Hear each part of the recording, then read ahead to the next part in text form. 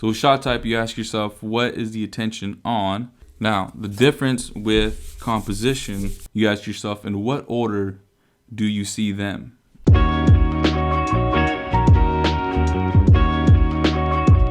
composition is just a couple things. Again, there's definitely more formal terminology for this, but this is the way I've simplified it for myself to memorize it better. Kind of the same way that you memorize math formulas with rhymes, things like that. So you have the rule of thirds, and then you have Z formation, Z form scanning, Z formation. I'm gonna explain these right now. You have foreground focus, and background focus. So the rule of thirds is if you have your frame, you want to picture a tic-tac-toe symbol going across. So you have thirds going across and thirds going up and down.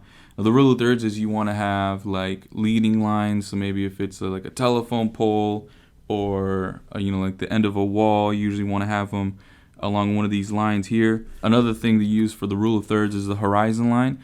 So you usually don't want to have the horizon line smack dab in the middle of your frame.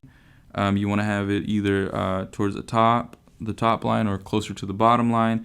Again, these rules are not like definite. There are definitely, you can bend them in different situations. These are general rules to get a good shot, to get a clean looking shot, to be aesthetically pleasing. Another thing with the rule of thirds is you usually have your subject in one of the points, in one of the crosshairs, I call them. And the reason is because it leads to the next point. You have a Z formation scanning. Your eye scans an image in a Z formation. So starting from the top left, boom, your eye goes, and this happens very quickly, goes to the top right, boom, goes to the bottom left, boom, goes to the bottom right. So when you have your subject in one of these points on the frame, you lead the person's eye into what you want them to see and in what order. Foreground focus and background focus really helps lead the eye as well. So if you want to picture somebody standing on a street, boom, boom, and there's a street right here.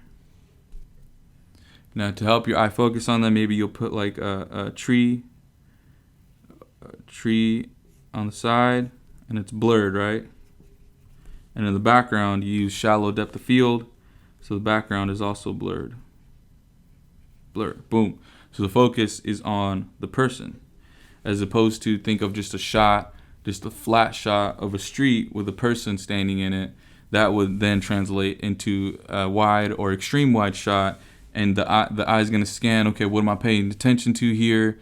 Are you kind of just showing me the street, or am I supposed to be looking at the person?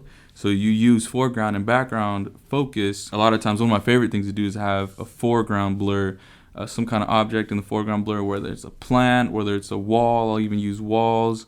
Usually an object that looks natural. So if it's like something random or something with an odd shape, I'll try to avoid that. That is just a rough intro to composition. This does go a lot deeper, so if we were to use like an actual sequence and have an entire video as an example and explain why the different composition types were used and what the message actually was, I want to leave it up to you to form your own message and how you use the composition for your own video.